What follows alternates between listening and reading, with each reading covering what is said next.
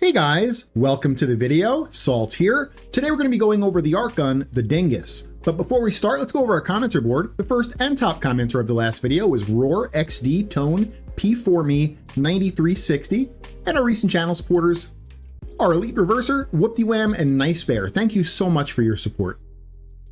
Unique and interesting things about the Cyngas is that it's a burst fire Archgun and that it has 1.5 innate punch through. Now let's go over the mods on my Cyngas.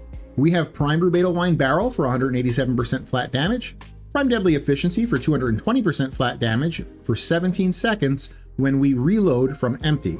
For this to actually proc and work, you need to be reloading from empty, which only happens when you're using the Cyngas as a heavy weapon on your Warframe. In Necromech and Archwing, you recharge, you don't reload. So in Necromech and Archwing, this will not work, it will not proc, and instead of Prime Deadly Efficiency in those two modes, instead use Automatic Trigger for plus 60% fire rate. As a heavy weapon, we actually don't use Automatic Trigger here, and that's because the Cyngas already has a really good fire rate.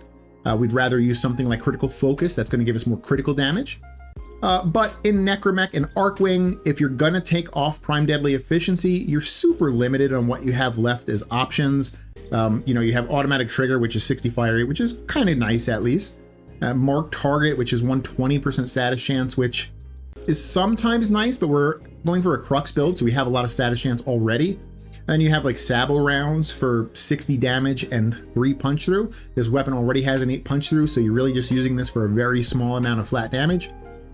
So in Necromech or Archwing, that's why we use Automatic Trigger, because it's kind of the best out of what's left. What would really be better is a Riven if you had a Riven there. So Necromech or Archwing, either use Automatic Trigger or a Riven over Prime Deadly Efficiency. And as a heavy weapon, I would suggest using Prime Deadly Efficiency. All right, enough about that. Let's continue on with the Cyngas here. We have Prime Dual Rounds for 110% multi-shot, Critical Focus for 60% critical chance and damage when aiming, Hollowed Bullets for 80% critical damage. In the next two mod slots, we're going to be making Viral here. So we have Contamination Casing, which is the 60/60 Toxic mod, and Hypothermic Shell, which is the 60/60 Cold mod to make Viral. And in the last slot here, we have the big 120 heat of Combustion rounds to increase our heat weighting. Now we have a Viral heat build. In a perfect world, you would want your heat to be overweighted more than your Viral, but this is not a perfect world here, and we'd rather have more crit damage out of Critical Focus than a little bit more heat proc. So we're kind of stuck having the same weighting with our Viral as we do our heat.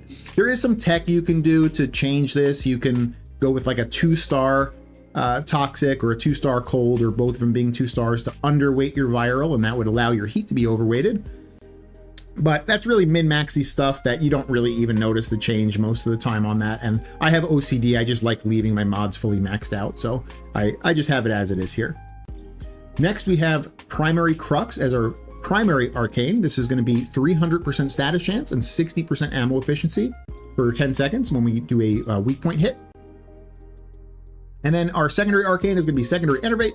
This is on a hit, increases our critical chance by 10%, resets after 6 big critical hits, which they consider as orange crits. This is how you build out the Archgun the Cyngas. I hope you guys liked it, and if you did, consider leaving a like and subscribing for future content.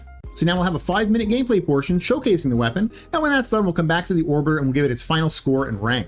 So I'll see you guys again after the gameplay. Alrighty, we're about to start this 5-minute gameplay portion up here. Let's go ahead and hack the terminal, and we will get right on that Cyngas. Now I do have Protea's dispensary subsumed on my Inaros.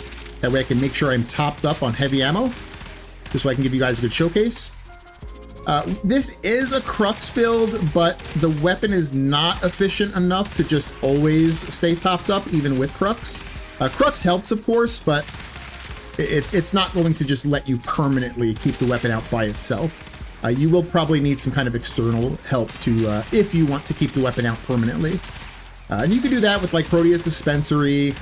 The pet, one of the Kubros has the mod Dig that lets you do that. Labos has a heavy weapons build that lets you keep an Archgun out all the time. I think there might be 1 or 2 other things I'm just missing here, but yeah, there's a few things that'll let you keep a heavy weapon out all the time. There's also enemies that have a % chance to drop heavy ammo.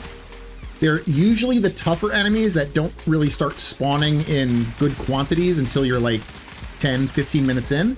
So sometimes the hardest part of keeping your ammo topped up in an ARC gun is actually like the first 5 or 10 minutes when you don't get a lot of like heavy gunners and things.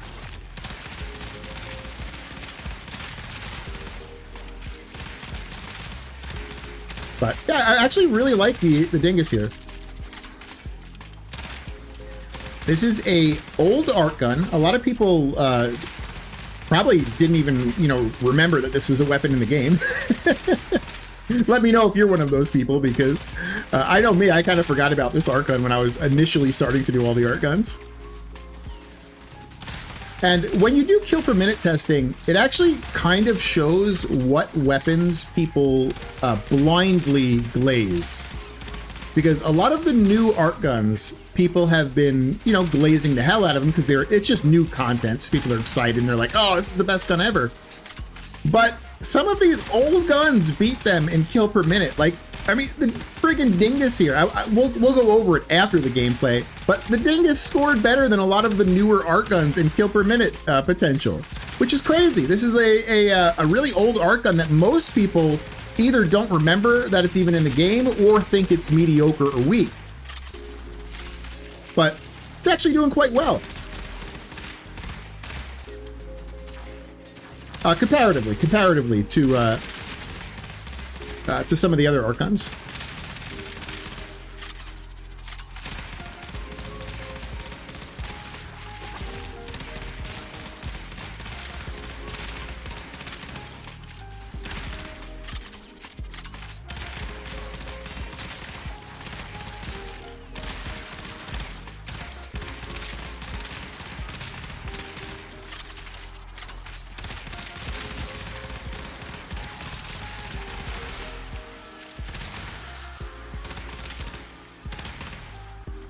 As far as ribbon stats go for this weapon, I think you would probably go for multi-shot first as like the best stat, then probably crit damage. You don't need crit chance because it's an enervate build. So multi-shot, crit damage, and probably heat just to overweight the heat finally, instead of having to do those weird things where you like underweight your viral. Just go for ribbon that has a heat stat. Of course, that's in a perfect world. That's in a perfect world where you could pick your ribbon. And that often does not happen, where you get the exact ribbon you want.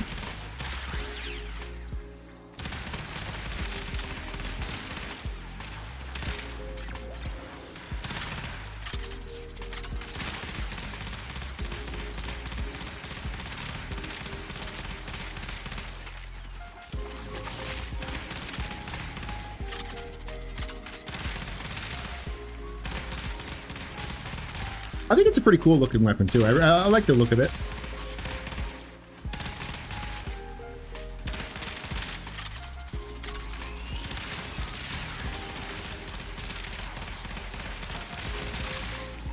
We're 4 minutes, 25 seconds.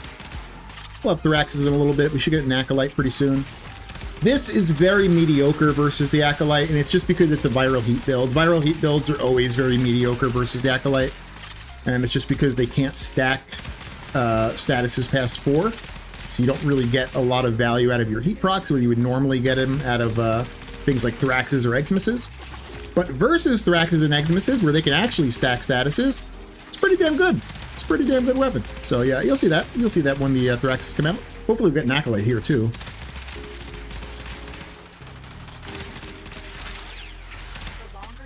All right, so here's Thoraxes. Let's get these. They're in their little ghost forms right now. There's one right there. Very quick to take him down.